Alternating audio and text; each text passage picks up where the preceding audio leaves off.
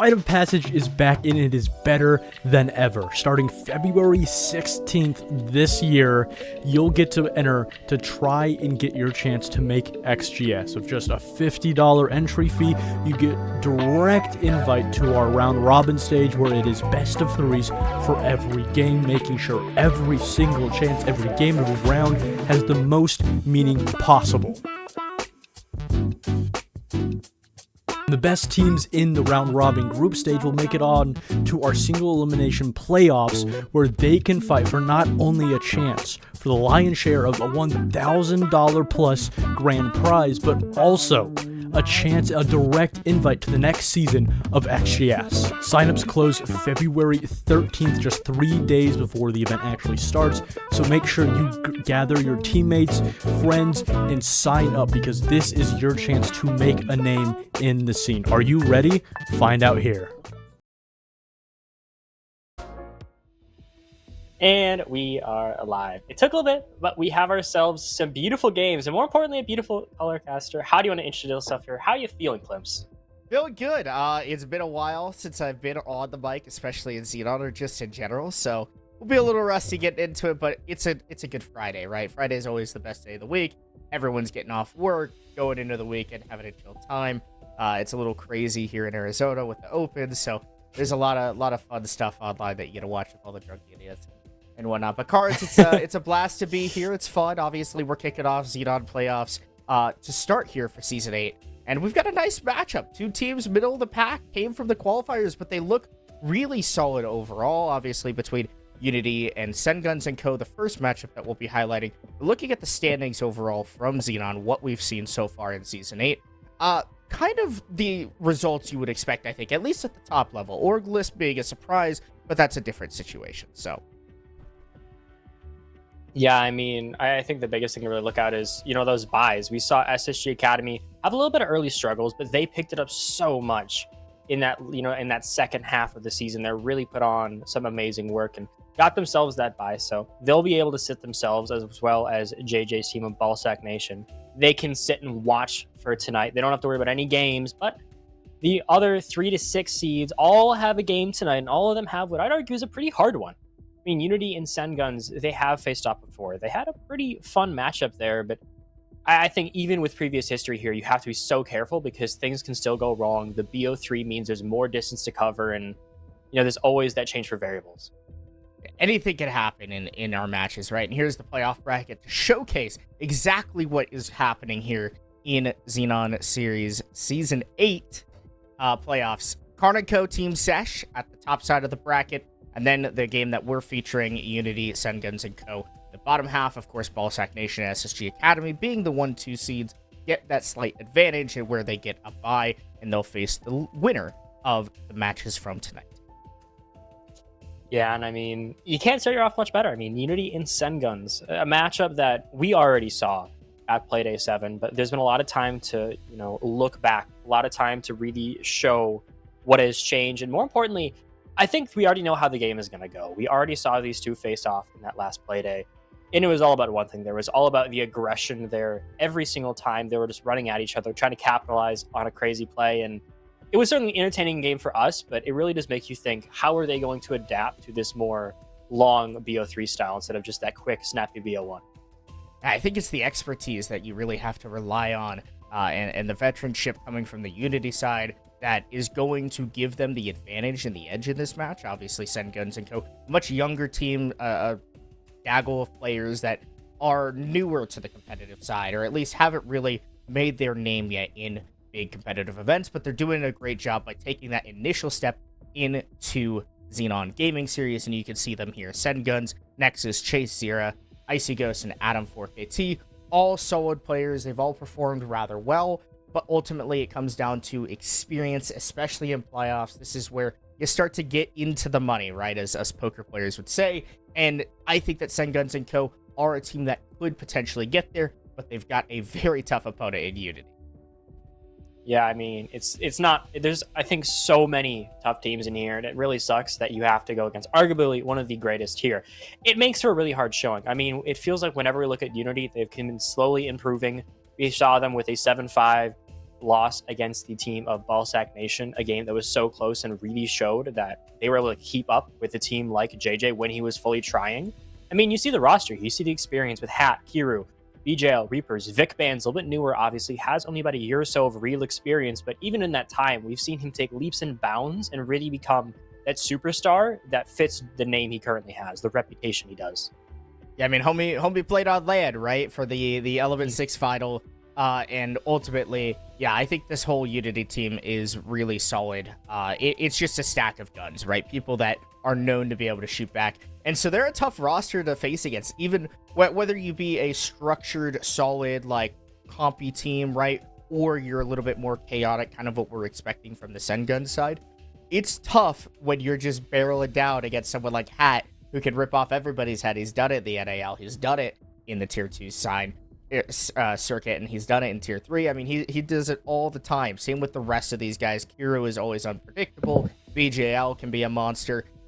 The whole of the roster for Unity is definitely scary. And so Cenguns and Co. definitely have a tough matchup. But as we hop into the map, Vito, you can see that those structured maps go away right off the bat. Clubhouse, Cafe, nowhere to be seen, even Nighthaven Labs. Then you start to get into a little bit more of the chaos. Border going away, but we go into Lair and into Fortress, the two newest map of the comp pool. And then we end out at Consulate with a somewhat recent rework. I mean, I guess it's been a little bit of time, but ultimately this match leaves a lot of question marks in the air because who knows what's going to happen. I think Cenguns did a great job by picking into Fortress because what does Unity know about Cenguns Fortress? Probably not much. Yeah, I mean, we've seen a couple of really good plays from Unity. They held their ground on a lot of big teams here on Fortress, but I think the big thing is, as you mentioned, there isn't that experience there. Like, even if you've consistently scrimmed it, which a lot of teams don't, they ban it away early, it does leave, a chance there, maybe capitalize, as you were saying. And I think these teams are built on the adaptability they bring. So going to these newer maps like Lair, like Fortress, are good picks because it plays into what you think you have best. So, both of these teams are built on that adaptability, that, taking advantage of other people's mistakes. So when you have two teams that are so built for it, and you go to a newer map here, it's going to be a chaos. It's going to be a chaotic match. Especially in playoffs, right? There's a lot to be learned about these maps still. I mean, Lair's been around for long enough to where everyone kind of has a pretty decent understanding, but still, there's always new tech, new comp that is brought out by teams. And in playoffs where money is on the line and all of a sudden what you've been playing for starts to come to fruition, you bring out some of those tips and tricks and those secrets that you see. So I'll be curious to see what Unity has picking into Lair, their own map, starting on the attacker side, how they can start out this map best for them and set themselves up to get that initial lead going into map 2, which is Fortress, being a big question mark. Ultimately, I would still expect Unity to be a solid team because they're going to be able to come up with plans or stuff like that if they're not used to playing Fortress or haven't really practiced it much at all. I would doubt that that's the case, but it's entirely possible that they don't have as much experience as maybe a team like Cenguns, who could be dedicating all of their time to Fortress. So it comes down to, will Unity have that leadership, have that veteranship that they can rely on and lean back on in that second map if there's any risk, but they definitely want to start off strong and on the right foot here with the win on. Yeah, and I think that is maybe a bit of a undershadowed point, or just a not point brought up enough for a team like Unity is, yes, they're an aggressive team. They have some of the best aggressive plays in all of XGS, but they also have a nice Stein for them where they can play a lot of great IGL moments. We've seen them before, when necessary, pull out some really smart players in the attack. I've seen them be really inventive with shield use, with even, just very weird niche situations. But I think the experience, once again, as you mentioned on the team of Unity, it allows for change if necessary. It allows for them to adapt both to a complex play style if necessary, or go simply just much more simplistic, go to the traditional style that they prefer, because of just that, maybe that's where this game goes. I think sometimes outthinking the opponent here, like Cenguns, might be the play, or you might see a much more stripped back, much more, rely on your basics sort of, flow for the first couple of rounds. I think ultimately it comes down to, can Cenguns get their feet underneath them, right? And on a map like Lair, where you get to start on the defense, you get to set the pace of the game a little bit for yourself. In that case, though, we do have a technical pause. As you see, it's coming through. So hopefully we'll be able to get the final player from Cenguns in the lobby and underway. But then, or for now, rather, we'll take a little break. We'll step back. And then once the lobby is ready to go, we'll get started.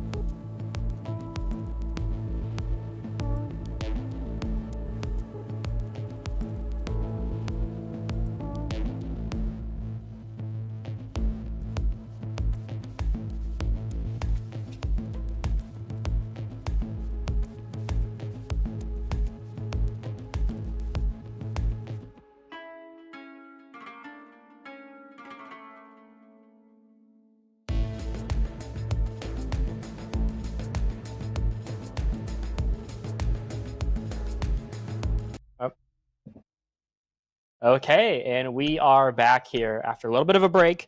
We have ourselves those bans, the oh so important things. You can cross off your least favorite operators, and I think not a surprise either there. We saw a lot of Ying play from Unity in previous layer, escapades, if you will. So I like the idea of taking it away, just taking away that safe op the team loves.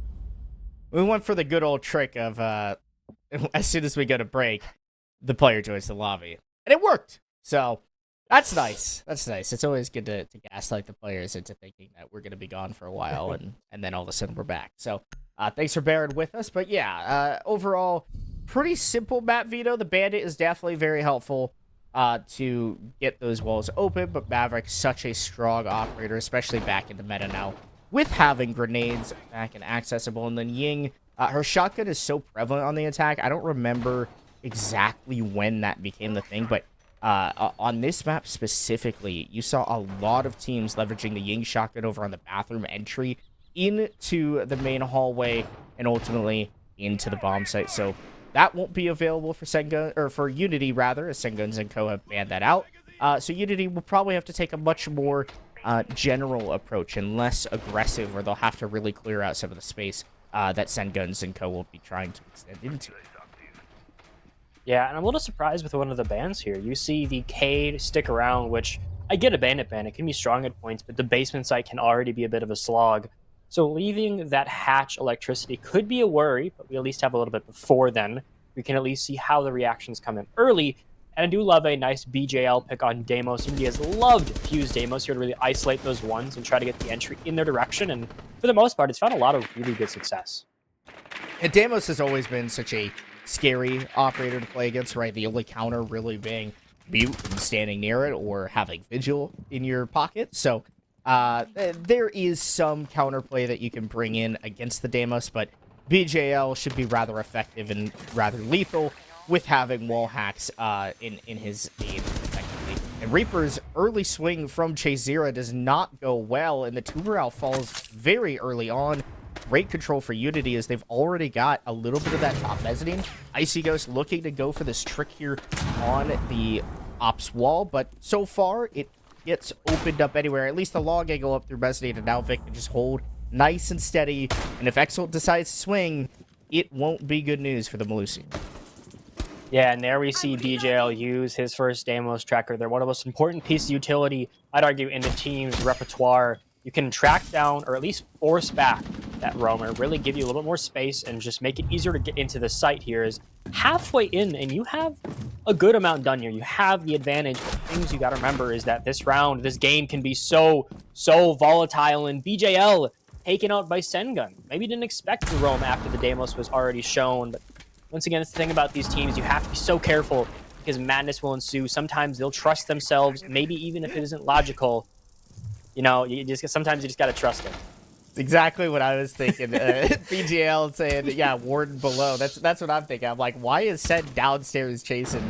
But he gets the pick, so It doesn't matter. And now he finds a second for himself on to Kiru. Exalt takes down Reapers. It's a full-on retake and just swarm of kills for Cenguns & Co. As now Hat's the last member alive, but he's the last one you want to be fighting unless you're Nexus, who takes the easy swing and completes the round win for Cenguns. A very nice comeback after it looked a little grim and dire, losing that opening pick. And you already see a signature move of both of these teams talking in the text chat. In all seriousness, I do love myself a lot of good banter in these teams, having in spades, as well as some of the more fun plays y'all have seen. You see that immediately. Cenguns got aggressive there. Even if, I think it's the same reason that we wouldn't think it. Why would a Ward be down there? Is the same reason he's going to do that roam. It's the same reason that when you don't expect something, it feels like it's even more likely from the team. Because that's what they love to do. They love to surprise you. They love to do the abnormal. Straight out of gold, too. That strat. I'm bringing Ward down the stairs. I saw someone do it. Nah, I'm just playing. I mean, sometimes you just find the right gap. You might be on smoke. You never know, right? Ultimately, if the play works, you can't really complain too much unless you're the one obviously affected by it. And you can tell BJL was not thrilled about dealing with it. And as you mentioned, Kurtz, I mean, a little all-chat shenanigans is never something that I'm upset about. I like when teams will talk shit and they can back it up and they can have some fun banter because it's competition. It's always fun to see that type of thing. And I think that we're going to get a lot of it from these two teams, especially just knowing how they are in the all chat. I mean, I don't know enough about Cenguns & Co., but I can imagine they like to get a little bit chippy. And Unity, I mean, it's a given with some of the names on their team. So. Well, we immediately see some shots taken, but more importantly, look at how many people are upstairs right now. There's 4 bodies that are out of sight here. If, we do see a read from Unity that they realize they can collapse on the basement floor, things could get sticky fast. But for now, they have not noticed, and BJL slowly works his way in here, knows people are close, specifically Icy is the closest here, but I think it's always this game of cat and mouse on the roam. You want to find something. You don't want to give too many cards of your own. You don't want to show your hand too early where there's only a minute in and there's so many things that are still hidden on both sides. Pretty hefty extension here from the side of Cenguns, and Icy just not able to be quick enough on the trigger, but Exalt will come to his saviorship and gets the swing onto Reapers. Down goes the Ram. If you're Cenguns, just get out. Just leave, because you've already killed all of the main vertical play, and sure, there's a little bit of backup, but ultimately, the roam has done exactly what you need, but they're too committed, they're too deep, and now, all of a sudden, everyone has fallen, but Nexus, who resides in main lobby, the entire site completely abandoned and bare, and now Unity have 90 seconds to work nice and easy on the site, and they don't even have to. The site comes to them, and the defenders come to them, and it's an easy kill and confirmation for Hat at the very end there, and Unity with a swift round win. Yeah, I mean, that's sort of the end of... I think this is what everyone knows at this point, is that it doesn't matter how you try to change things against Cenguns. How they play is probably the most double-edged sword styles we've ever seen. Their aggressive roam style can do wonders against teams. We've seen them dominate games because of it. But on the other hand, when you see a team like Unity who's good at capitalizing on some small mistakes, who's good at capitalizing on over-aggression, it's just a really bad match for them. And I do wonder, how is Cenguns going to be able to adjust to that, obviously, because they're used to being that aggressive, go-getter team. But this is a team that feels like they already play that style themselves, and more importantly, they're very, very good at countering it. I think that if Unity can just read into Cenguns' plan, which is essentially throw all of the problems at you by running around, like a chick with your head cut off, if you just do super direct takes, I like the idea of like Sense or Capital being involved, trying to cut off lines of sight. Just get inside and plant the damn bomb. Like, make it super easy. Personally, I say ban Warden. Like, if Cenguns & Co are going to give up that much map control and that much control of the site with very little vert and not many ways to get back to the site, send 1 or 2 people upstairs to distract and just be annoying with a drone or something, and then just hit the bomb site. Like, just get in there, get the bomb down, play the post plant. If you ban the Warden, then you can just plant in anywhere in the site in a bunch of smokes, and you're totally chilling. And I think that that should be the way that Unity should try to target some of their attacks. And I think that you can see they're already flexing a little bit towards that direction by bringing operators like the Sense. Yeah, and we'll hopefully get to see that in action, but you gotta remember the aggressive spawn peaks from someone like Exalt can always throw a monkey wrench in a plan that seems so perfect. It's sort of a signature play from both these sides, is sometimes they'll realize that they're gonna outthink us here, so we gotta either get aggressive, take off those essential ops, and try to destabilize what in my opinion can be very, very good plans. And I think that's what the plan is here is, yes, you fail in the aggression there. Didn't go how you wanted, but now you really got to try to work it again. I think they're going to go even more aggressive at times because you have to take off these essential ops like the hard breach, like your Dokkaebi, and just commit harder to the roam because I feel like that's Cenguns' style right now is they have to double down on what they do best. AC Ghost has gotten very aggressive in this position. Hat with a drone, though, should be able to at least spot or potentially spot the Legion, but he doesn't. Instead, he drives the drone deeper into the bomb site, trying to get a little bit more control. But the spot that the Legion is in is quite peculiar. I mean, this is a get a kill and maybe you're cool for the round, or you die and you've thrown a life and haven't really given much for it. Now he gets drone spotted out. This should be pretty easy pickings for Hat, because he'll just get a wide swing and should easily be able to find the Legion. But Cenguns trying to give some support, try to help his buddy out. But Icy Ghost gets picked, and now Hat looking for the second.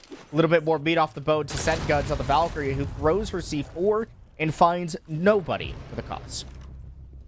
Yeah, but BJL is going to find Cenguns. I think the issue here sometimes is that there can be such better webs being weaved.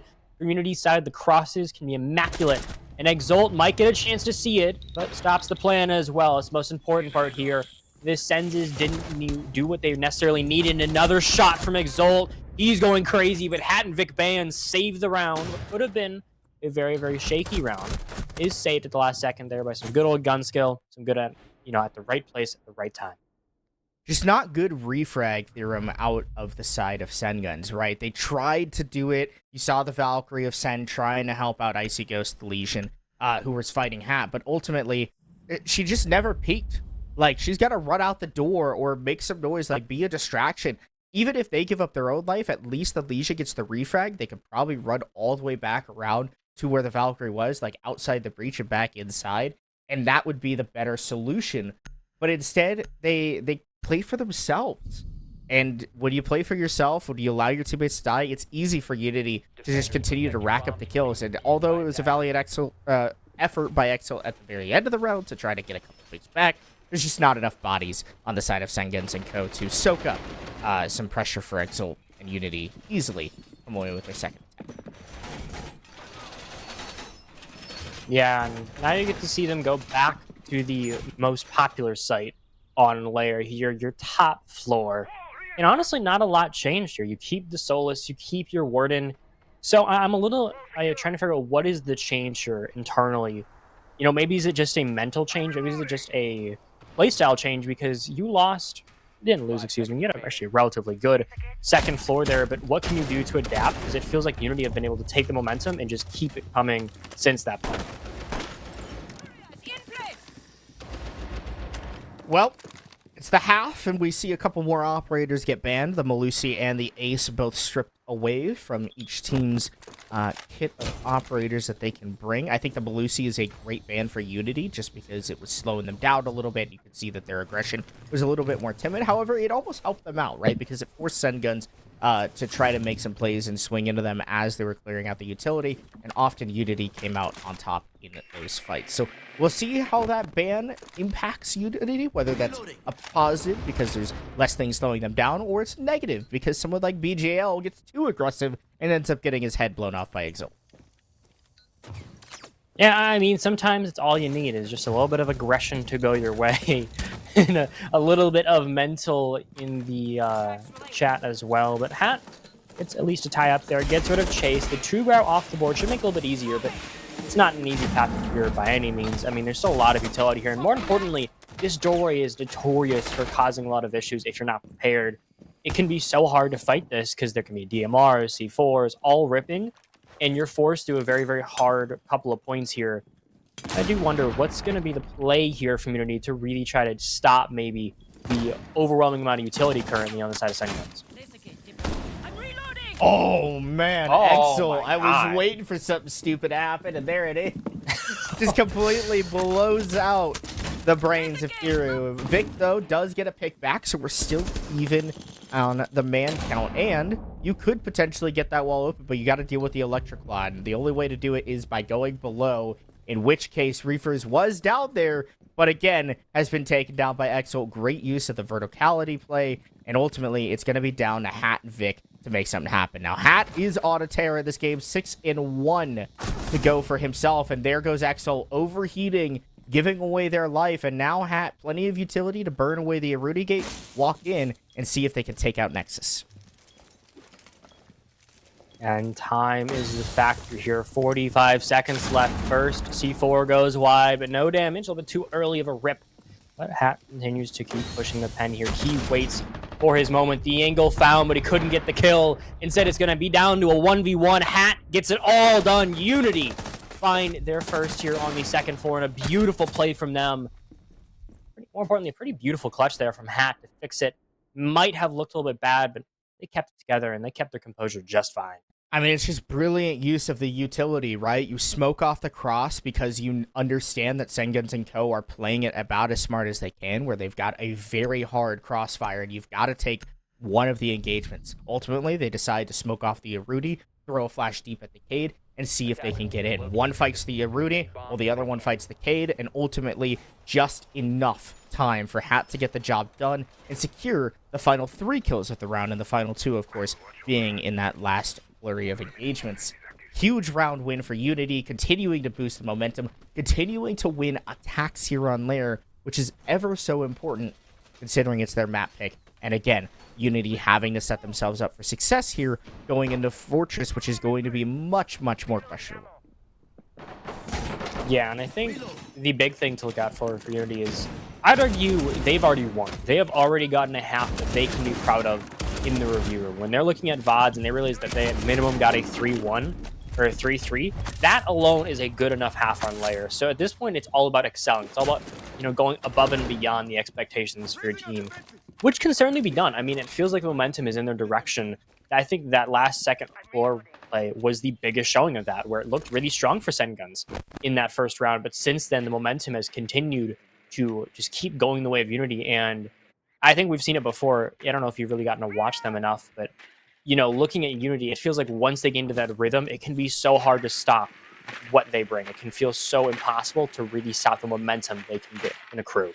And that makes total sense, right? With an experienced team like Unity, you would expect that as they continue to win rounds, as they continue to put pieces together, they just run away with it. And for a team like Cenguns, who doesn't quite have that experience, it's really hard to find a way to stop that momentum. And I think that that's what really makes the difference between some of these younger and newer teams versus the really old team. I mean, not really old necessarily in combination of players, but just in general experience. Hat finds another opening pick on Ascend, who just runs out wildly, and I don't really know what he's looking for. It's a pretty easy bait and put switch kill for Hat. Probably something that worked for Set at some point, but not this time around.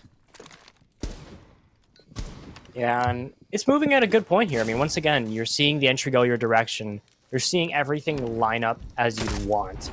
So, I mean, with what you have right now, it feels like Reapers has established a nice little island for his team, a nice little spot where he can control a lot of the pressure that goes in and out. Those Grims obviously being bounced off can do wonders if you know the lineups here. I'd guarantee he does, but BJL doesn't even need him. He has a Deimos Vendetta. It was crazy. More importantly, that's your Cade off the board. This wall becomes a hell of a lot easier to clear. This becomes a much harder situation now for Cenguns. They're trying to stave off the attacker set at half.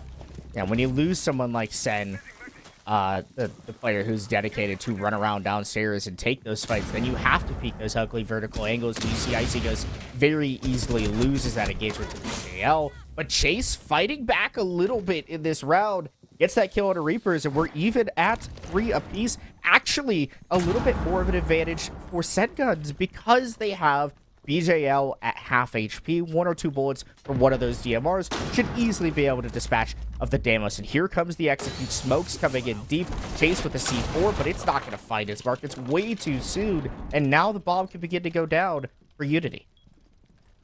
They have those crosses. They have the Deimos tracker on the Chase. He can't go too aggressive. Pre-fire comes, but he still keeps moving. Exalt goes huge here, but all the bodies must run at him. It doesn't even matter. Exol with the DMR finds 2. Now you must run for dear life. Try to save the round, but it isn't enough. Chase, the DMRs go nuts.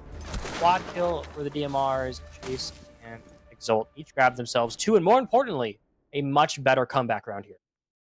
BJL just out of position when the bomb's going down. He stayed down below, maybe was trying to play vert late, but ultimately when his 2 teammates died, it becomes really hard and tricky to hold so many different angles that can be held from above. He tries to rotate up the missile stairs late, but there's just no time and no way that he's going to get that round done. Great retake by Cenguns and Co, might I add. Like, it was perfect timing. As soon as the bomb went down, they were swinging. That big play from Exo at the top of missile was also huge, getting the kill onto the Habana and eventually also finding the thermite outside. Great job in general by Cenguns and Co. And it's exactly what they needed to get their feet back under them going down to the basement. Yeah, and I mean, it's been relatively similar, I think, in terms of the kills for both sides. You have a lot of people that are getting on the board. They're getting good moments, and then you have one superstar who's been putting up the work. Exalt and Hat, both of them at 10 kills, both of them really trying to lead their teams to the promised land and to another win. It's certainly been a close one here. I mean, I don't think either team has taken the momentum that you'd hope. I mean, I think that last round was the biggest one. If Unity got that round, I think this game would have, or at least this map would have been very likely over with so many rounds in a row. But Cenguns redeemed themselves. They pull it back. And I feel like we've reached another point where it's anyone's game because neither team can grab the momentum like they want to have and run with it. Let's talk about this basement round. You can see that Unity is going for the much more direct approach, considering the fact that Cenguns and Co have literally 8 different people off the bomb side. I guess there's 2 now rotated back, Cenguns being one of them, and Chazira, who has been brought down, and there's BJL just going on a terror. This is exactly the problem with Cenguns' setup. They leave everybody off site, so you just send a Terminator like BJL, throwback to when he had that name, and he just walks through and easily rips off the head of 2 of the defenders. And now you have so much space, so much control and time. You could choose to even go back upstairs and take some of that vert control if you'd really like, or you could just hit the bomb site. And that appears to be the plan and strategy here by Unity. Icy Ghost has gotten back to Goyo at least back in to give some support, but ultimately 5v3, it's not looking super hot. Hat takes a little bit of damage, but you can see that the defenders of Senego are totally bunched up, and Unity just continue to swarm. Yeah, and Vic Bands will find one, but seems he's on the down. Icy still low, but he can find himself and redeem himself in a round like this. The low HP doesn't mean it's impossible. It's a one-shot headshot, but that's unnecessary. Unity clean it up in a flawless round as they get themselves a 4-2 half on the attacker side. I expected a round. I expected a good play from them in that first half, but I think this is more than even they expected. They get the best half they could have really realistically asked for, and then they get to go on the better side for them in terms of the numbers and go into what should be a very, very refined play compared to their attack. I have a feeling that Unity are going to wrap up this map of Lair pretty quickly. It feels like that they're much more comfortable here than Cenguns and Co. And you can see the adaptation really start to show towards the end of the attacking half. But now onto the defense for Unity and onto the attack for Cenguns and Co. Things can totally switch. Unity won 4 rounds on their attack. Who's to say that Cenguns and Co. can't? However, the bans are a little bit different. Much more focused at just general utility denial. The Dokubi and the Grim, of course, being banned. A lot of information for the attackers will not be available. And then you have the Mira and Azami. A lot of that defender-heavy setup utility gone and out of the way, which means Cenguns and Co. are probably going to go for that pretty crazy strategy of just try to walk in and make something happen. I mean, yeah, it feels very signature at this point. It feels like I have seen this Unity sort of thing play out many times. I've also seen Cenguns go crazy, so I'm not going to say that the game is over. I'm never going to say map is over with these 2 teams because even if you believe in the experience of the more aggressive, I think I'd argue the better aggressive team of Unity, I think that Cenguns still is raw at times. But if they come together, they can really just stay in a good mental state and more importantly, stay good on the comms. I think that their game can still be redeemed. They're only down 2 rounds here, and while it might be the weaker half, it could be very possible where we see at least Lair turn into an attacker-sided affair just for this map because of how aggressive these teams can be. It's totally possible. I mean, ultimately, the way that this game has played out so far is a bit of a carry fest. Exalt from the side of Cenguns and Cole at 10-4, Hat from Unity at 11-2. It just comes down to if one of those players die, then the round is lost, or inevitably becomes that way, so as the stat lines show. But it's the supporting cast from Cenguns and Co. that really hasn't stepped up as much as Unity. You can see a couple more kills on the Unity side. Cenguns and Co. rather quiet, so I don't know if it comes down to nerves, being that this is a playoff event, or being that they're playing in an experienced team like Unity. However, I don't think that that's quite the case. I think that they're more than confident in their ability to get the job done. They just need to warm up and get themselves going. Of course, this isn't their map, so maybe it just comes down to layer isn't something that they feel comfortable shooting back on. Sometimes you have those maps where you just are totally trash and you can't play the game, and you don't know why that's the case. So who knows for Cenguns and Co. But Cenguns taking an engagement very early on from Hat and being on the worst end, as he's taken a lot of damage and will continue to just fight at the Goyo, and there goes his head and the opening kill in favor of Unity. I mean, you mentioned it, and I think it probably won't stay the same come Fortress. I think that is a very different dynamic. But at least for the current map we are in, it's Juggernauts trying to go for Juggernaut. It's two superstars in the right situation at the right time, feeling themselves. And it's kind of just going band for band, or I suppose kill for kill in this case.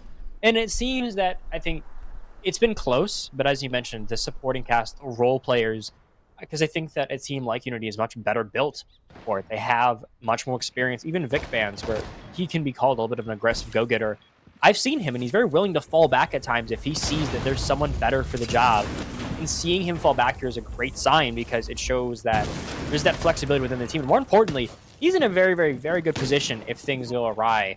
That shotgun can be wonderful. More importantly, he's sitting himself right by that breach. If they opt to go aggressive without droning, madness could ensue. It's really all about picking and choosing your battles. And a perfect example is the fight in Hat staring at the scene of the crime. In the end, you have to know when to leave, right? Do you have information? Are you just fighting blind? And against a player like Hat, he's going to capitalize on that exact moment, and he does just that. And now BJL gets a kill on ice. He goes as the execute is forced to come through. Nexus will try to walk through the hallway, but I don't know if there's really much that can be done. There's just no control, no utility, and nothing that Cenguns and Co have as they walk into the site. You have to do something here. You have to make miracles come of this. But the Echo drone is going to be annoying. They can fly around, stop the plant. There's only so much you can do, but the Echo drone does wonders. Another round, and more importantly, getting ever so close to a match point. This is where things really start to get hard here. Unity up 5-3 rounds now in that advantage.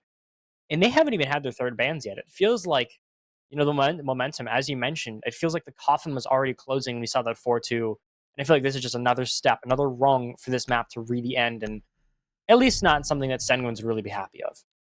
Well, once Sen died, right, off the rip, it looked like the entire plan for Cenguns and Co. just fell apart. They're like, well, we'll try to take R6, or operations, right, and we'll see what we can do. And then they walk into operations, and they kind of just sit there and piddle at it for a little bit.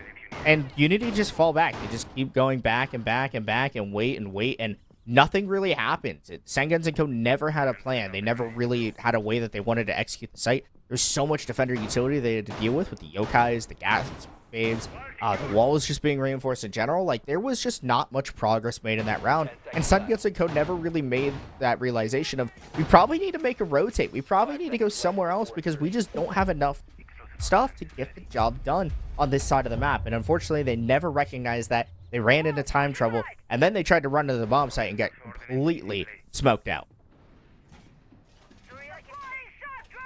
And this is where you start to really wonder what's going to happen in that map too. And more importantly, what can you do to change your current fate of map 1? Because Cenguns, they have a lot to make up here, but it feels like there's maybe a chance Reaper's on the aggression here could always find something. Instead, Cenguns finds Hat. Your Juggernaut goes down. Kiru might keep up, just keep up the ante, keep up the 4v4, but losing your superstar that early, this is what you're talking about. This is where things can go wrong. This might be the chance for Cenguns to capitalize. And maybe a little too aggressive from Hat, but again, the supporting cast of Unity has really been shooting well So you can't quite count them out just yet. They do lose Cenguns, who obviously is a player that has a lot of impact when he's alive, which hasn't been much of the case in this game. When he's up, he's been getting kills, but he's been down a lot very early on. He's giving way too many bodies away, and ultimately giving the advantage to Unity in all of these games. Unfortunately, you've got Chase who can still open up these walls, and Exalt who might be able to put down a couple air jobs and stop the aggressive swings from Cenguns and co. But Chase just walks in with not much information, hoping that he's going to be able to make some progress here into that side, but I don't know if this is the play from Cenguns and co. They just seem to be barreling themselves forward, but have no information to follow it up. I mean, yeah, you still have your, at least say you at least have Exalt on the board. There's still some hope here, but a lot of it isn't coming together right now. The pieces don't feel like they're meshing as well as we've seen before, as well as, you know, they did in their previous matchup. So it's sort of just this, what has changed in between, you know, that little couple of days where it's become this, I think, vivid of a change for the team. It felt very close in the first one, but so far, we've consistently seen just Unity take away round after round here, and the refinement from them has felt so much better. In comes another drone, and again, attempting to get more information, but BJL has a nice and easy rotate to continue supporting his team. And you can see that all Unity are doing is just waiting. Just waiting and waiting and waiting and waiting for something to happen. But BJL swings way too far and loses his life to Chase. Ultimately, though, he takes a lot of damage for it. And now it's going to be much harder to get inside, especially when your friends fall. But Exalt gets the trade back onto Vic, and it's a one-on-one. Reaper is wrapping around looking for the pick. But ultimately, it's got to be down to Exalt to make the play. All you got to do is play passive here. Aggression will be the death of you. Reapers, I think, even knows that the aggressive team, they might be known for that sort of thing, but in this case, they have to play passive, and they're going to continue to do so, but you're stuck to the plant now. Exalt likely going to get it off, meaning a 1v1. You have the intel at least, but the spray comes in. Exalt keeps their dreams alive. Cenguns survive for just one more round. It's just carry versus carry. Like, who's going to out-carry the team? Hack falls, and Exalt just picks up the boys on his back and says, yeah, Cenguns, we're running through. And easily get the round win. A questionable round by Unity, right? I felt like that they could have just been more passive, waited it out, force and execute. Like, they didn't really have anything. Like, Cenguns didn't have anything to walk in with. They just had maybe a flashbang or two from the Nomad. Maybe they still had a Selma that they could have thrown at a random wall to make some noise, but they didn't have smokes and more stuns and more of that utility game that really, I think, Unity should be forcing them into. And that, hopefully, is the message being expressed to Cenguns and co. As they take the tag timeout after getting a round win, they got to sit back and see, okay, how can we make ourselves better? And ultimately, at least in my opinion, Cards, I think that it comes down to they gotta have utility for the end round. That'll probably be a point brought up, but I've talked about this before, and actually in their last match was, you know, a timeout might seem like the apt option in a map, but I think the experience sometimes of Unity does make me worry a little bit, where you might intend to have your timeout obviously address your issues, which is great for your team. But I think the experience of a team like Unity means they can do more in that timeout than you can do. Where I think that for a lot of cases, it'd be very, very logical to take a timeout. But I think that a lot of times you're hurting yourself more when you take it, because you're giving time for Unity to regroup mentally and figure themselves out. And more importantly, they can address what went wrong in that previous round where you already won. They have that chance to reset momentum on a timeout that isn't even their own. Yeah, and I don't know if Unity necessarily is at the point where they need to regroup or do any of that. Like, I don't think that they're in that headspace or anything of that nature. I really think it's Cenguns and co that just needs to regroup, because although they did win the previous round, it was pretty ugly, and it was kind of handed on a silver platter from Unity. So can Unity take some advantage of the timeout? Sure, it probably just upsets them that there's more time being taken out of their day for the match. But Cenguns and co, I think, are ultimately the ones that really need to lock in. I mean, Sen has given up so many early deaths. Like, it is super problematic. Your entry cannot be uninvolved this much in the game so often because of how much value he could be providing with his life being in his hands and ultimately up, especially when you've got someone like Icy who hasn't been able to find a pick yet through 8 rounds of this match. So not to pick on anybody, but you got to stay alive, especially when you're already kind of playing at a 3v5. Yeah, and I think that this team draws actually a pretty perfect parallel here to instead of Karn & Co., where we've seen if they don't have Deity and Raid, their 1A and 1B of entries both going off, they can really struggle in matches. And I think we're seeing the same thing. Exalt is firing in all cylinders, but so far not Cenguns, but bodies fly, a down comes in, BJL finds 2, and they might have lost the last round there, but this one seems ever stronger. But the swings continue to come. Kiru, Icy, Exalt left in a 1v4. He needs miracles on this round because this seems like a dominant comeback here, and it seems like that timeout once again may have done more bad than good for a team like them. He's picks up something. We'll rip off the head of Kiru, but it seems like Unity just wants to run at Exalt, and he'll back up, play with the Rotero drones, see if there's a little bit more info, or could potentially just, you know, stall out some more of the time and look for a pick or two. But in the end, Unity just demolished Cenguns & Co. And you could tell there was no information, there was no utility usage. Literally, they just said, BJL, go kill, and that's what he did. And then he had some support from Kiru and some other bodies. But it came down to, they opened a wall and then tried to walk in. You gotta flash, you gotta smoke, you gotta have drones and info for your teammates to actually walk in and take space. And it's just total discombobulation from Cenguns & Co.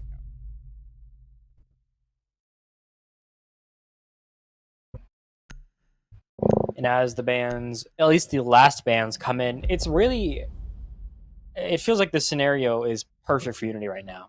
You know, they already wasted their time out of Cenguns. They tried to fix some issues, but it didn't seem like it was enough, maybe. And with those last bands, you get another chance for Unity to go around, take away that hard breach they don't like. I mean, it's not an impossible comeback. I never will say it is because I've seen miracles from teams. I've seen them regroup when it matters most, and I've seen the pressure turn teams into superstars and shine, but the odds are certainly not in their favor. Well, we do get through the third ban, and down goes the Goyo, which should help Cenguns & Co. with at least some of the stall that they've struggled with, but they lose Ace, who is the only hard breacher they've really leveraged in this match, and now they don't plan to bring any hard breach at all. Maybe a little bit outside Cenguns, and as I'm saying it, of course, this is why you never talk about the attacker lineup in prep phase, because stuff changes all the time. But I was just saying my opinion and feelings of how things were starting, and I was not a huge fan. So the swap over to the Habata at least makes me feel a little bit better about being able to get the walls open. But then again, is it enough hard breach to get the job done on this specific bomb site? I feel like you really have to have the Thermite or the Maverick to open way more of the walls for the angles. So it could just be that Cenguns & Co. are going to try to poke and prod and see if they can't find a gap against Unity's defense. I think the issue right now is that, at least in this current thing, I'm not against a Habana pick by nature. I enjoy Habana, but I think in a case like this, I think they're trying to force the aggressive hard breach. In a case where the Ace was banned, you have to be willing to go more passive with it. You have to pick up the Thermite and realize it might not be the best gun. It might not bring the most utility in terms of pure mechanical gun skill. Amazing. What? Over the AK, don't lie, the AK-12 is nuts, and I argue that Habana's gun is more built for those fights, but it still brings up a fight, and apparently as I say that, you don't even need it, because now there's zero hard breach. Your mini hard breach that you're planning to bring to try to make something happen, that's gone. Have fun with zero hard breach, and now Kiru haunting them as you now have to watch him behind a transparent shield, sit there and gloat in the fact that he got arguably the most important pick, damage onto your top frag. It's not looking pretty. For any of my nerdy networking professionals or anyone out there, there's no redundancy in the Cenguns & Co. lineup. No defense or no other hard breachers or anyone that could bring a hard breach. I mean, you had Striker, but he didn't bring hard breach. I mean, Sen also, to be fair, if he did bring hard breach, would probably be dead already by now. So it doesn't really matter too much in the end, and you're just gonna have to walk your way through and try to fight this huge and heavy setup that is completely reinforced off. I don't know how you're going to get inside. Fortunately, Exalt does find Kiru, so the clash falls, but there's only a minute left, and Cenguns & Co. have literally no control of the map. The Reapers finding Cengun. The jobs get easier here. You're so close. Nexus flops off the board. Vic Fans continues to go large. You need miracles from Exalt. He finds one, but the bodies will continue to come. The shots will always be there. At 45 seconds, you're praying for a miracle. You're praying for something big. Instead, Vic Fans finds a triple to end. He does everything they need, and more importantly, a map 1 dominant win there for Unity, and they start off strong. 7-3. Lair goes about as good as you could ask. It's like the first flashbang I've seen come in for a teammate, and it came in like 3 seconds late from Cenguns. So ultimately, not a great start for them, but it isn't their map pick, right? Lair was a map that was picked into by Unity, so you expect that they're going to be the team to win the map. At least that's typically how things work, unless you're at the collegiate level of play, in which who knows what's going to happen when you're there. But Unity get that first map win, Lair under their belt. They'll feel much more comfortable going into Fortress, where Cenguns will really have to reconsider and rethink their gameplay in general and see how they can work better as a unit to make stuff happen. Because there was, BGL kind of said at the end, a lot of baiting going on from Cenguns and not a lot of team play. It was very, very solo focused, and you just can't do that against a team like Unity, who are on paper are just better shooters. Yeah, I mean, it's a hard way up from here. You need the reverse sweep. You need 2 in a row, and not impossible by any means, especially with a map as new as Fortress, that wild card play, if you will. But it's not going to be pretty from here. If you're winning this, you're going to have to really regroup yourself in this little break here. And we'll be back in just a little bit with map 2 of Fortress. See y'all later.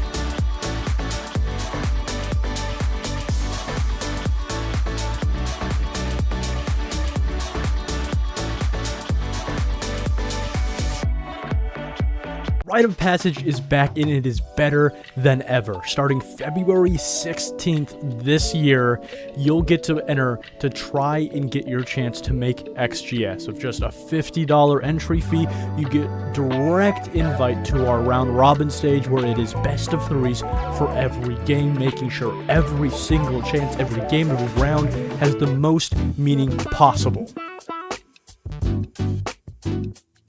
The best teams in the round robin group stage will make it on to our single elimination playoffs where they can fight for not only a chance for the lion's share of a $1,000 plus grand prize, but also a chance, a direct invite to the next season of XGS. Signups close February 13th, just 3 days before the event actually starts, so make sure you gather your teammates, friends, and sign up because this is your chance to make a name in the scene. Are you ready?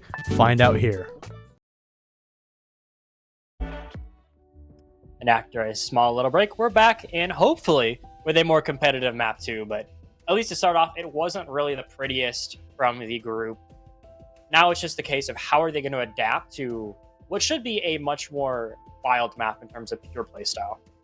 You need a couple minutes to clear your mind, feel things out if you're Cenguns, hopefully discuss a little bit strategy-wise and what went wrong on layer. And it was quite a lot. A lot of things went wrong. Ultimately, their entries weren't good. They were losing Cenguns a lot, or other people on the entry. Or it also came down to just general team play and utility usage. The drones and information was not there when they tried to entry. And then in general, they didn't use any of their utility to get into the building. So then by the time they got to the chance to execute, all the people that had utility were dead. And then you have no utility to go for an execute anyway. So I think that Unity is playing this game the right way. They're forcing Cenguns to have to use utility or have to try to figure it out. And Cenguns have just made it through this season of Xenon so far by not really having to leverage that utility game. And so this is the first team that's really given them that type of challenge. And you can see how much this younger roster is struggling against a veteran present team like Unity. Yeah, and while it might be great, to look at this and see, the experience it brought you of XGS, you don't want to just stop here. You want to go farther. You want to push for, just one more round, just one more game, maybe even advance. I think that this is, it's obviously for the elimination game. If you win here, Unity go on, Cenguns go home, and it's a good showing, but I don't think Cenguns want that. I think they want to show that they're not just a good team. They're really here to stay. They're really here to try to become a new T2 equivalent, a new T2 competitor. Sorry, I'm trying to kill a bug on my desk right now. I get random that. stuff that happens during Xenon. There's like this random little gnat or something that flew on my desk, and I get like really bad bug bites. So I'm not trying to deal with that. Not trying to deal with that. Anyway, the bug's dead. We're good. I mean, RIP him, but oh well. Thanks for showing us on the cams. I mean, that was cool. You guys gotta get a peek of the World War Lead shirt, so that was sick. Oh man, it's falling apart. It's falling apart. Hey, it didn't happen, guys. It's a miracle. The observer typed in chat, a miracle for us all. In all seriousness, it's nice to see the observers in here doing their thing, having some fun. You know what? Hell yes. All right, we're getting talked to in the chat. You know what? I love it. I love that we get to have this little cute moment before, all madness ensues and every single player runs at each other at Mach 10 speed, because you know what? A new map is going to be a new map. You know what? It's enjoyable, but expect the chaos. Expect a whole lot of moments where even, the casters are going to scratch their heads, because that's what Fortress is, and that's what these teams are built for. Well, into Fortress we go. This is Cenguns map pick, so maybe they feel a little bit more comfortable here. But between maps, you were educating me very kindly that Unity are very good at Fortress. They like this map. They feel very comfortable. So Cenguns, it means one of two things. Either they've done their homework, they've done a lot of VOD review, and they understand exactly how they can counter Unity, or BJL is going to run up to the roof and do this stupid strategy where he goes and sits up in the tower and then just leaves anyway just to be annoying and make a bunch of noise. That is awesome, and it will probably kill more time than it needs to for the side of Cenguns to kill. Let's see how long it takes for them to drone and figure out that no one's actually up there. It's just a ghost presence. Honestly, I respected the mind games already. They're forcing them to send 2 bodies and actually waste utility.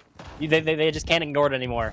You know what? If you're making a statement play, you couldn't get more of a statement play. You could not say, hey, this is our plan more, and you bring out the boss G2. This is just going to be a vigil of chaos, and BJL is either going to drop 35 this game, or he's going to get headshot very unluckily, and we'll see how that ends. But hopefully a little bit before that, hopefully we can, see some utility development here. We can see these teams settle in to the round, but already the boss G gets itself a prime position, and BJL already takes advantage. A minute in, and Cenguns is down once again. This man just cannot catch a break.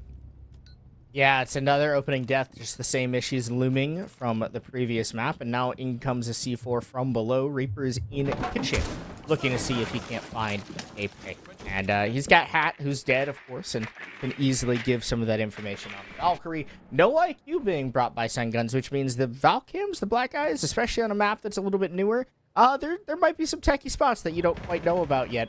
And I'm sure Reapers has done more than enough homework. And there it goes. Chases her up, blown sky high from a C4 down below. Easy information. And down goes the ace, which means you have no more hard breach now. And no easy access to the bomb site other than what's already been opened. Which does not include the dorms wall, because it's all closed. Yeah, this ain't gonna be the prettiest, but at the end of the day, this does feel like a very Cenguns way. Not meant to be a rhyme. Maybe even the new Dr. Seuss. All right, jokes aside, and more importantly, as we get into the late game, it's moving about as perfect as you could have for Unity. They're still holding horse well enough. Everything else is in right positions. Reapers possibly with a chance to take the fight here. Instead, Icy does it on the Vic bands. He'll get it back to a tie-up here. Cenguns try to, acclimate to the newer map here, but Reapers, I think Unity as a whole are more refined on this map. You're going to have to play against a very, very hard spot to clear, but if you do, the reward is immense. Damage comes on to you. You clean it up anyways. You get the pick. More importantly, Hugh still comes back. He's still able to find the DMR bounce back here. Is nobody can stay safe ever, I guess. Yeah, way too much aggression from Unity. They overswing their bounds. They should have just stayed put and stayed tight because all of the hard breachers are gone from Cenguns and Co. And now Nexus and Exalt will storm on in. Exalt being the hero from last match. Now looking to see if he can close out this first round with a win in the pocket for the attackers. BGL, one shot left on the boss. G finds the head of Nexus, but misses the shot and can't execute on the moment. But there he goes. He is right back with the SMG-12. The head of Nexus is ripped off, and Exalt will look to wrap around and does successfully find BJL. And again, the king of map 1 comes around and in clutch for his team to start off on.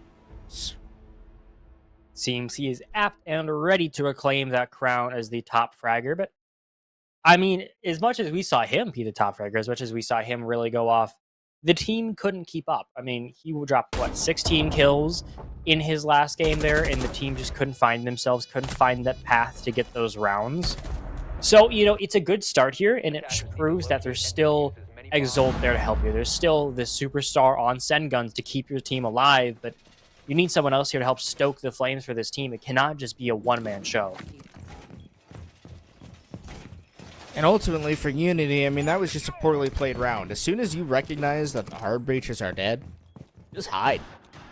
Reinforce if you have walls left over, which I think they may have had 1 or 2 last round, and just sit tight. Like, force Cenguns and Co to walk in. They didn't have much utility-wise. They didn't really have anything to fight back. You just sit in corners, sit and tuck. It's a pretty easy round win there for Unity, who were not able to capitalize. But they'll run it back. They'll see if they can make the adjustments and adaptation. But will they kill the hard breacher early? Who knows? The other thing is that Cenguns and Co have made the adaptation, bringing the IQ. But I'm gonna keep kicking a dead horse because it is an important subject. But Cenguns is always the first one dead. If the IQ is the first one dead, then you still won't find the Valcams, and you'll still get blown up anyway. So hopefully Cen will at least stay alive long enough to be able to find those Valcams and hopefully find some success for himself in the round. You say this, and then I'm immediately looming, in my mind, just secretly thinking Caster Curse, don't be it this way. I've had it happen to me too much as of recent. I need it to back off, please, so I can get cleansed of this and mention a beautiful point. But BJL is using the sound to his advantage. He straight up runs at Cenguns. Yeah, yes, he's dead. I don't know if it's a prophecy. Yeah, I don't know if it's a prophecy for Cenguns or Caster Curse looming over everyone's heads. Cenguns goes down, though. You're the reason your team is named such goes down again. At least you're finally down to the BJL. You get something working, but Exalt solo, I mean, it's not the greatest start, but, you're at a 4v4. It's at least something to work with, and you're already seeing the mental chocks come in. I mean, Cenguns has had a tough time so far. Yeah, it's not been great. To be fair, I don't think you can entirely blame him for that death. Like, you got shot in the back. That happens sometimes. It sucks.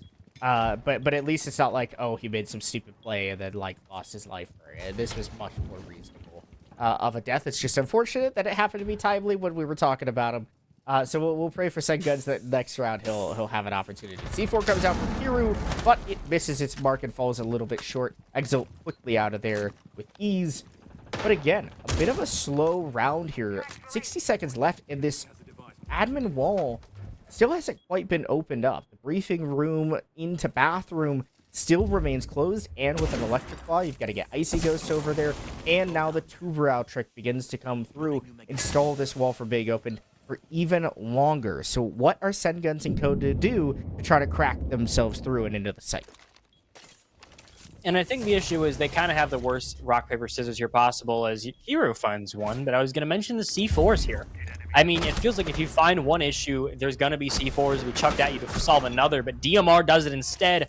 Hat finds his first pick of it. Took a little bit there, but he'll still go strong, and apparently hiding in the bathtub is the new play. Apparently they're going to treat Cenguns like a tornado and just try to wait for the storm. To be fair, the time is in their favor. 15 seconds left. Icy going to have to make miracles out of nothing. C4 goes wide, but he can't shoot it out in time. Hat hops out of the bathtub, but it isn't enough. C4 alone will go. Instead now is just Exalt for the miracles, but the sprays will not be in his favor. Reapers will finish. And another Unity round here is keep themselves consistent. Are there any stats aficionados that can see how many times Exalt has been the last player alive for Cenguns ago? How many rounds in a row? Let alone how many rounds just in general? It's been a lot. I think we're approaching like 5 of them now. Like it's certainly been a feels like 5 in a row and possibly double digits for the entire game. Because he is alive last a lot, and I'm not gonna say that it's intentional, but when it happens so much that you actually notice, it's a little concerning, especially when he's on a little bit more of an aggressive role, kind of that flex, right, where you're expecting him to be able to be more involved and more engaged in the fights. And it feels like that could be the missing piece that Cenguns and Co need to get a little bit more momentum in these rounds, right? It feels like they're really clawing and struggling through the map and through the extension that Unity plays into. And Cenguns and Co are just like battling and clawing and just barely scraping by to get in, and by the time it comes down to the execute, they've got little to no time left, very little walls open. Like, it is impossible for them to attack in this manner, and you can see why they struggle so much on this side. Yeah, but what I'd say is it's still a new map. As much as, you know, there's patterns, there's things that we can discern.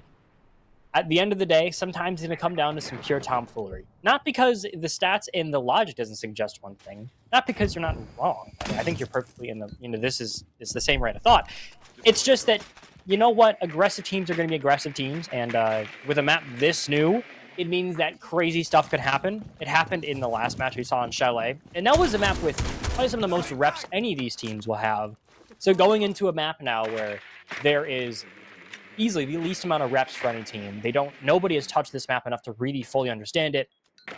So, you know, I think there's always this point for K combining with an already aggressive team. I mean, it feels like it can be so hard to predict what's going to happen round to round. I don't think anyone knows. I can predict what's going on or what's going to happen round around. I can predict that Cenguns might have an early death again, potentially. I don't know. I feel bad. I feel bad for like praying on the dude's downfall. Hey, it's not said. Okay, I'm so proud. See, I spoke it out of existence. I spoke it into existence last round, and now I also spoke it out of existence. So you're welcome. Sen, I hope that you have much more impact on the round and don't die next. That would really suck. Yeah, it's like we're the yin and yang. I'm the caster curse, you're the caster savior. You keep people alive, but Vic Fan certainly doesn't do it as Cenguns. You called it. Maybe there was a chance for something, but the shotgun says no. Cenguns stays killless. And more importantly, the Twitch drones are no longer really all that viable. It's going to be the worst part. I mean, we'd love to use those Twitch drones to really get rid of some utility and some Lumen and Cade claws, but instead you're going to have to adapt and work without. As a minute in, you lose another pick here. Reapers continue to just keep hitting every single important part. Flashes come wide. Exalt looks for something, but once again, it's just so hard here. You're already down the bodies, and it feels like the actual play for Immunity has been even more refined despite the newer map. There's just no trades. Like, Cenguns and Co just can't trade each other out. They're just walking in one by one and all falling down. The other thing I could predict is if we're talking about predictions, is that Exalt is still alive and still has full health. And, well, there goes Chase, at least getting a pick, and hopefully Sen can find this pick onto Vic, going for the flank, and you can see that they're going to engage in quite the battle of death and despair. Vic going for that aggressive swing, and now he'll get pushed out by his two opponents and see if he can't find someone, but Chase does drop him down, and Exalt gets a kill onto an aggressively swinging Hat, and all of a sudden, Cenguns and Co are in the round, but there's just no time left. Again, so many mini games that have to be faced by Cenguns and Co being thrown out by Unity. And again, another round where time expires. There's a lack of information, a lack of team play, and although they got close, they didn't have the time to do it. I mean, I think it looked fine. It looked like there was some really good points there, but Cenguns, it feels like almost immediately there, in that 2v2, I think they played the wrong way. They funneled into the one door that is very, very hard to fight against. They didn't even try to split. And I know the time was low, but I think there had to be some adjustment made, even if it was just small, just something, because right there, you're making it too easy for someone like Kiru, who has the gun skill, the reaction time to pick up those picks. And I just wonder, where do you pivot from here? We obviously saw a 2-1 previously, and you saw Cenguns were at least able to get a couple of rounds on the board, but I don't know. I don't know either. I think that Cenguns and Co. just have to be better about their drones. They had 2 drones left with still a full minute on the clock, and they didn't do anything. Like, they took a little bit of space over on the bathroom and dorm side of the map, or not dorm side of the map, but the bathroom side and the first bump site, right? 10 seconds left. And they made a little bit of progress, but that was really it. Like, that's all they took, and they didn't have any drones for the actual bomb site, what they needed to clear out and stuff like that. It's like, it's bizarre to me how many drones are gone, and yet again, look at this round. There's, oh, never mind, there's drones in their pocket.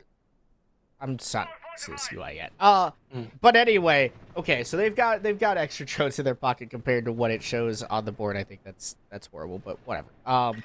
Anyway, at least hopefully they'll be able to use them and get a little bit more information overall, because you can tell that Cenguns and Co. have been struggling with information overall in this game.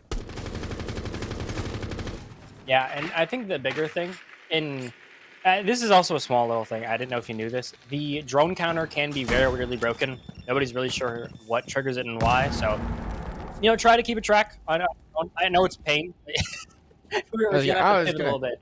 I was gonna say, I It's was like, oh my gosh, they have 4 drones left, and it's been like 30 seconds. That's insane. So I It's would like a one in, disregard one that. out. Yeah, like the Thatcher bug is fixed, and then immediately after, yeah, no, you have another bug instead. It's like you have to keep balance at all times.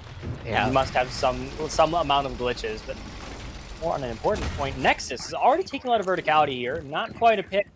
Pressure is important here. There isn't too much that's really stopping them from continuing now, especially since they dropped to C4, but through upstairs, a chance for Wonders, taking out Cenguns first. Nexus at least gets something, gets the buyback, gets a little bit of fight going, but I mean, yikes. I just feel bad for Cenguns at this point. I don't even feel like, yikes. Yeah, I hate to keep picking on the dude, but his name is the team, or at least is part of on the team, and so far he's been one of the least impactful members of the team, which is really disappointing coming in. You'd expect Sen to be a solid player, step up, especially in a time of playoffs, but you just can't seem to get anything going from him. It just might be one of those days you have as a player sometimes where it's just not your map. It's just not your match. You come in, who knows what's going on, right? But ultimately, it is unfortunate and very unfortunate timing for Cenguns and Co. to not have one of their star players showing up in this game. And now Cenguns and Co. will try to fight back with only 2 players remaining as Nexus hits the deck. And now will surely be finished off by Reapers. There goes BJL with the kill on Icy Ghost, chased with a down on the hat, but ultimately still has to fight so many more players. And there's Vic Bads hitting the space bar or the crouch button many a times, and easily getting the kill and confirmation there onto the bottom. A win is a win, and more importantly, looked about as strong as you could ask. I mean, if you're Unity, this situation feels eerily similar, which I suppose in your case is very, very enjoyable. You're glad for this. If you are Cenguns, you're starting to worry a little bit because this was your map pick. But more importantly, this map I'd argue is attacker sided. We spoke about it a little bit before. Defenders, protect your bombs from being defused by attackers. Attacker sided. It has a lot of volatility, like most maps do right now, but I think that generally from both of these teams, the attacker sided Fortress has been the normality. So seeing Cenguns struggle on the attacker side on what is a good map for them, I mean, it makes me worry a little bit here about what can they change and when is that timeout going to come in if we do see one. A lot of teams at this level don't like to use their timeouts early. They like to wait and I feel like Cenguns and Co have waited a little bit too long. Like, 5 they seconds just to go. need to get themselves going together a lot better. Attackers Struggling locate and defuse the so bomb. much. They I can't even explain it. Like, there's no team play. It's that simple, really. It is that there is no team play. There's no trades. They're not refragging. The drones aren't there. Like, the entries just don't have the ability to get the job done. So I don't want to blame Sen for having all of these early deaths because it's only his fault. It's not. It really is the fault of the team, the fault of the supportive players not doing that supportive job that they need to be doing on the drones for the entry. This is what I want to be seeing more of. Icy getting this early information, but now where is the player taking this? Taking behind the drone, right? Who's dropping? There's Exo, finally getting a little bit of space. So this is much better overall from what we've seen historically, at least in this matchup for Cenguns. Yeah, it's still moving fine, as you mentioned. Cenguns is alive for a long amount of time, but please don't be. He did. It happened. He is not the first dead. He breaks the curse, and more importantly, despite BJL's annoyance for it, this is. Okay, we'll actually mention it right after. He did get one. And more importantly, it's a big entry pick. Please tell me this is the pickup we want to see, as Reapers is now the aggressive one. D4 goes wide. He doesn't even know because he's on a drone. Nexus goes down. And once again, your Twitch drones are gone. But madness still ensues with Exalt finding one more on Akiru, keeping the game close. Still in the advantageous situation for Cenguns. It's a great kill for Sen, right? Getting that opening pick. I'm a little bit concerned the fact that he didn't really have a drone or any information. Got it though, so you can't complain too much. And now Exo is storming through the bomb site and causing a lot of chaos. A gas grenade will slow down that progress, and now Vic will look to try to engage over here inside of Borson. Does get that kill, but now he's got to deal with more and more players looking for that engagement. It's Chase, nice and close, but Vic man just demolishes his head. Reapers takes out Icy, and Vic almost found the head of Sen, but now it's a 1v1. Reapers and Cenguns to fight for themselves and fight for each other. The bomb in the possession of Reapers, which means Sen has to go forward and fight. There's a nade that comes through when Sen, as he pulls back the gun, Reapers gets the easy frag and an easy round win for Unity. I was honestly so excited. I thought it was finally going to come in. The mental chalking is kind of working on Cengun's side, I'm going to assume. So I'm not going to complain and say it's not working, but like, dang, man. I kind of feel bad. The match chat is getting ridiculous. But to a more important point, it looked good. Cenguns finally got a big kill there. He really tried to get something on the board, and maybe this can be the start of something better. You know, I think it's the perfect round. It's the end of the half here. It's your last big chance to showcase something. You know, if you're going to fix your team, if you're going to show some fight, you got to do it now, because I don't know how many more chances you're going to get. Well, it's now or never for Cenguns. They've really got to try to get themselves at least one more attack. Maybe you could fight and argue for a 4-2 split, but I don't know if that's going to happen. Cenguns has just really struggled on the attack here on Fortress, a map that plays into the strengths and favor of attacks quite often. And you saw that early progress, that early control that Cenguns and Co had last round, really, really good. But then they just started running around like chickens with their heads cut off, giving away freebies here and there. And Unity, again, they're a team that are good enough players to just win there once. And that's exactly what they did in that previous round. Both Reapers and Vic, easy kills, easy wins for them, and no refrags from Cenguns and Co. Something that they've struggled with a ton thus far in the series. True. And one more chance here. Pick it up. Sorry. Excuse me, I needed to cough really bad. But apparently, the second I breathe air, the second I try to readjust myself a little bit, everyone decides to go crazy. Oryx as the niche pick of the day. He'll be the one. And more importantly, BJL funds a massive double. And BJL is still running out. Because you know what? Your Oryx, why not, I guess? Commit to the role entirely. I guess we're just playing a lore-accurate Oryx. Maybe that's the new method from Unity.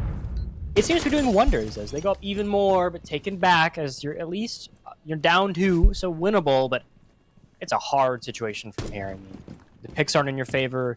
It's really looks strong for Unity, but if there's any chance of redemption, this would be a perfect time to get it done. Yeah, this is pretty rough here for Cenguns and Co. Oh, this C4 is dirty. That Oh, is he has nuts. no idea. Oh my god. Nexus went, huh? Just blew up. And yeah, Kira with the perfect embolism of exactly what I'm sure Nexus is feeling is you're mad because I'd be so pissed dying to that C4. That's like, it's kind of the recreation of like what's on Border, right? With the little tower or the little roof spot, right? Where you'll put a lot of drones or people use outcams and stuff up there. It's kind of the same thing. You throw like the nade down and nade Canadian, but now it's the inverse. You just throw a C4 up and get an easy kill. Poor guy. Listen, I'm not gonna say that this is a hard situation for Cenguns, and you can already tell. I don't think he's baiting here. I think this is actually a really smart play. It is. You've seen a lot sometimes on pro games where, you'll sit there and you'll realize, they're just gonna set up stairs. Why? It's because they want to use this as a mini tactical timeout. They can get their team to regroup, try to establish some level of certainty because it's a 5-1 half. Unity have the massive advantage going into their. I'd argue they're better side for Fortress, so you really do get to try to regroup here, and it wouldn't be surprised me if they compound this with the half change, with the timeout. They try to burn as much clock as possible. Thank you for the close-up shots of Twitch. I really wasn't sure if it was a Twitch. Glad we can get some confirmation on that, of course. But in all seriousness, a great round for the group, and I ran up and got him. Was he AFK? I ran up and got him. That's so crazy. Wow. Well, I'll agree. I think that is a use of time, certainly, from IC. However, it comes at a rough time, right? Because you are going to the half swap. So anything that you really... hopefully, it's just a mental cooler for Cenguns and Co., right? I imagine that at this point, the comms are a little spicy. Heads might be a little bit hot. Like, it's probably not the greatest environment right now. So hopefully, they're able to talk about and shout about whatever they need to and just lock back in. That's ultimately, I think, the biggest benefit of using some of that time. Try to relax yourselves and get yourselves mentally focused and prepared for the next half, which you can see as we now hop into it a couple of bands later. Unity only need 2 rounds on the attack on Fortress, by the way, which feels like a more attacker-favored map. Of course, it's still a little bit experimental. We're still kind of figuring out how the feel is overall. I still love that C4. Oh my gosh, I still love it. But ultimately, Unity have set themselves up very, very nicely to be successful here, to win this game, and to go on and face SSG Academy in the next half of the bracket. And real quickly, just want to give a little shout out for our replay operator today, Earthquake, catching all that. Your support is appreciated, and good lord, is that clip awesome. I like that. That's you so rarely get to see that, but like when it's a new map, you get to see these crazy plays, these angles you've never even considered plausible. It's awesome. You know what I mean? You don't ever really see that, but in a map as new as this, you can honestly see something and be like, oh my god, that's new. I've never seen that. I don't know if anyone's ever seen that. It's that original thinking that makes a map like Fortress so fun. Right? It's always good. You gotta enjoy clips like that and replays and all the fun stuff, all the production that goes in behind the scenes. There's a lot of work here at XGS, and you can tell that they love their craft and love their product. And Cenguns finds 2 big kills, 3 oh my god, for himself. We were bagging on Sen the entire time about his performance, about how he's been, and finally he locks in. It's on the defensive half, but it's a massive impact start for this game. I'm now more confused. I'm reading the text chat. Are we... Wait, we're praising the enemy? I don't know how to feel about this. This is not what I expected out of a Unity text chat. I'm honestly kind of good for them, Even if it's sarcastic, I appreciate the bravado to at least be semi-nice. I'm serious. I really do enjoy it. But honestly, it was a really fun thing to see. You don't often get to see a dude drop a triple who's been on a really big down spell, but maybe this is the thing that wakes him up. And it'd be really, really good timing because, I mean, you're down quite a bit here. This is not an easy comeback, but if you happen to have a new superstar come into the midst, maybe it's possible. And you can see Vic prying away at a little bit of HP, and some bullets as well in his back pocket. Hat as well, a slow start to this map. 4-4 as opposed to the double-digit massacre that he dropped on Lair, but now is hunting his prey. And you can see an easy bait waiting to get that pick on a Nexus. But Nexus is better at the engagement, and Chase will take down Vic, and Cenguns and Co. begin to climb their way back into this match with their first defensive.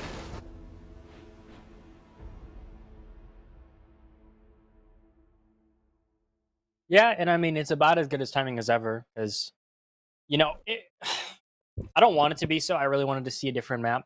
This is looking eerily similar to the stat line we saw from Layer. I'm just saying. I'm not saying it's going to be a 7-3. I hope for a much more competitive map, I think, as every other caster does in the world. But on the other hand, I'm just saying it's feeling like fate. I hope not. I hope that we can see Cenguns and the team break the cycle, break the 7-3 curse, and really try to, you know, go far, bring it to a map 3 even. But it's looking a little similar now. My eyebrow is raised, and I'm a little worried. Are we going to see the exact same score twice in a row?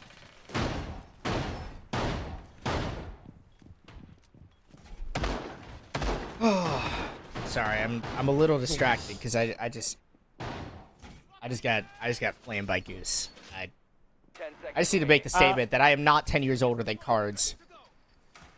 But he has decided to tell me that I'm 10 years older than you. Wait, how old are you? How old are you? How old are you? I'm 23. So I'm 7 years older, so I'm still an old man in comparison. But damn. Listen, I gotta. Yeah, the jokes are real. I can actually make those on stream and they make sense.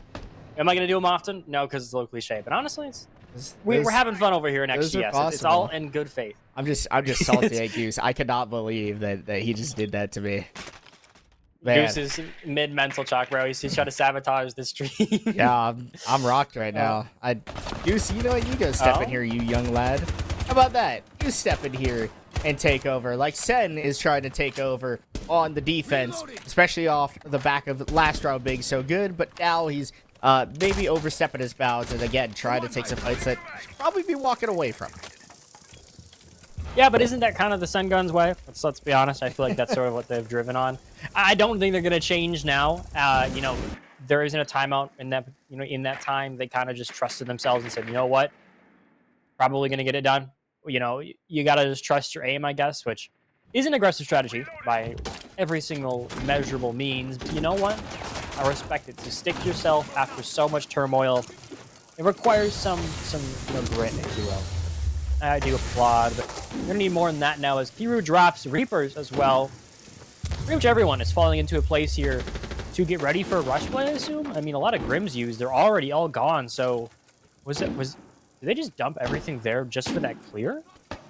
Well, a lot of Toxic Babes have been used as well, and there goes the final one from Icy Ghost. So you can certainly see that the pressure is being felt from Cenguns and Co. But Chase gets the kill on the Hat, and now you've got the big swing by the Blitz, but Sen just walks out and finds the body of Kiru.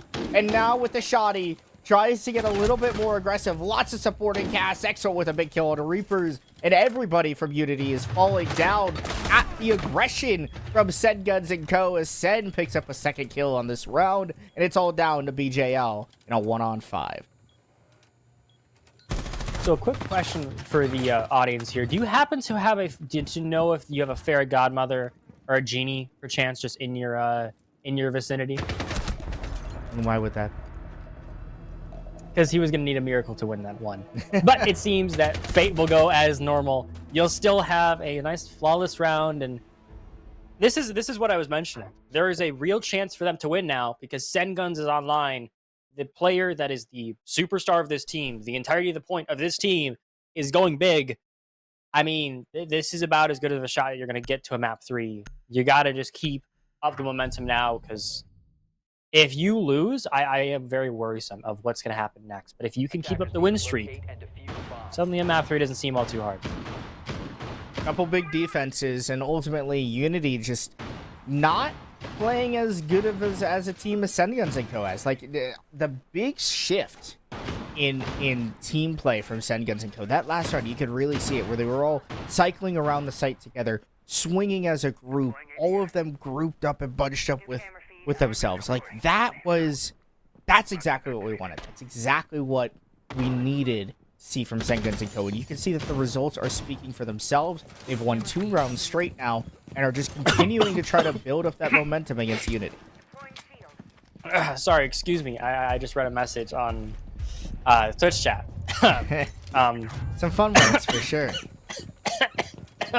check chat. You'll see what I mean. Sorry, I was mid chugging water, so that didn't really come as an expectation to me. But Cenguns goes aggressive here, as guess what? Everyone can do some runouts. This is Fortress now. I feel like it's Oprah Winfrey. You get some runouts, you get some runouts, and you get some runouts. I mean, that is kind of the way these two teams, we mentioned it before in the pre-show. These teams are aggressive by nature. So is it a crazy surprise when you see them go for crazy spawn peaks and ridiculous flanks? Not really, but it still leads to probably one of the more entertaining, Fortress games you'll see in a pretty long bit. Early droning and information for BJL, trying to see what they can't gather. And Reapers with the Dokkaebi call begins to clear out the museum side of the map. And of course, working their way over. 60 seconds down, a little bit of control gained for Unity, but they've got to get all the way downstairs as well. And you can see Vic has begun to make progress there by dropping down Courtyard and seeing if he can't fight into Infirmary. And it's this sit and wait period that I like to call. Because you literally just sit and wait and see what happens in the action. But it seems old habits die hard as Reapers will find Cenguns. And while he might have been going strong, he'll find himself in the grave now as the curse continues. Cenguns is the first to die in the round, but at least now he has a pretty sizable stat line to work with. He's become the top frag for his team, which, it portrays a sense of hope, but now you need to see these other bodies. You need to see all of these other people come online, because if they don't, things could get sticky. I'm already seeing that as Kiru does find one more. I think it's a very, very hard fight. BJL, big shot onto Chase. Icy goes trying to fight back along with Nexus, and they're both getting kills for it. Huge crossfire that Kiru walks into, and all of a sudden, it's a 2-on-2. Even man count. BJL looking to find a way through. Reapers as well has a couple flashbangs, and Nade also in the pocket of BJL could be supportive. But there is Reapers whiffing their shots. 7 bullets left. And BJL gets the kill at Icy Ghost. The smoke falls, and now it's all down to Nexus, who backs out of Infirmary, but has to watch his back in case BJL tries to find him from behind. But there is the down for Nexus on to Reapers. Fortunately, plenty of time to get the res, and BJL will go just for that. A little bit of bait and switch, but now the Frost repositions and rotates. And this looks very similar to a situation played by Vic Bands, where he won a 1v2. Now he's going to hopefully have the exact same thing not happen to him. He had literally the exact same 1v2. This is looking eerily similar. Reapers now has to clutch it up, stop what was previous, and hopefully, more importantly, Fate does not continue across. I assumed we were going to see a 1v2, and Vic Bands was going to have the exact same thing he did Team Sesh not all too long ago, done to himself, but he'll stay strong, and Unity get themselves a series point now as it's do or die here for Cenguns.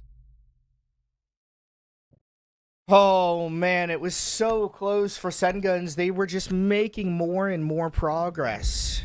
But ultimately, they fell short right at the very end. And Unity get away with a sneaky attacking round win. They're now on match and series point, and just one round win away from moving on in the bracket to face SSG Academy. It's an interesting case here for Unity, truthfully. It feels like that they have not played quite their best in this match, but they've played good enough to get by Cenguns and co, at least thus far. So we'll see if they can close out relatively soon here, or if they find themselves in more trouble as they were in the first half of this attacking stint, where Cenguns and co really started to bring back a couple nice rounds. Yeah, and I'm honestly a little unsure in terms of what to think for Cenguns, because they looked really good. Cenguns himself was was breaking the curse that he set for the entirety of Layer and for a good chunk of Fortress. So it feels very hard to gauge this team right now, because they lost a round that was pretty big, yes, but they came back and made it much closer than anyone expected. Just the highs for this team can feel so great. It can feel like they're really hanging in there and they're really going blow for blow. And then the next round, we're seeing them make a lot of mistakes that are round costing, where they can snowball into much bigger issues. And I wonder if maybe this do or die scenario now, this 6-3 where you must win or go home, is maybe going to change the outlook of how Cenguns play, or even just make them refine a little bit more when it matters so most. I'm just saying, whenever Sen is dead early, they lose the round, and whenever he's alive, they win the round. So it sounds like the win condition is Sen just staying up. Doesn't even have to get kills. He just has to stay alive, and he has enough impact in the round to really drive, force for the side of Cenguns and Co. So hopefully they can, stick to that and keep that going, right? I think that's the biggest thing. As Vic waltzes into an Ela mine and gets stunned by the Grismont, and Kiru will take down Nexus to start. Not great starting off for Cenguns and Co., who lose out on the Ela, who's a great counter to them. And to pick it up now is most important, but Cenguns finds Reapers, make that 2. Apparently you were perfect in your prediction there. Everything matches with one man. If he stays alive, this game is still in your hands, and he did so. Looking for one more, but maybe not quite found. Waiting and seeing, finally goes down. The bodies are still flying there. You're still seeing the aggression. Icy tries to hang in. He doesn't get dead. He uses smoke to buy himself time, but the bodies are all there. Vic Bands with a double on the pistol. Madness ensues in a 2v1 now as Exalt is left in a comeback moment.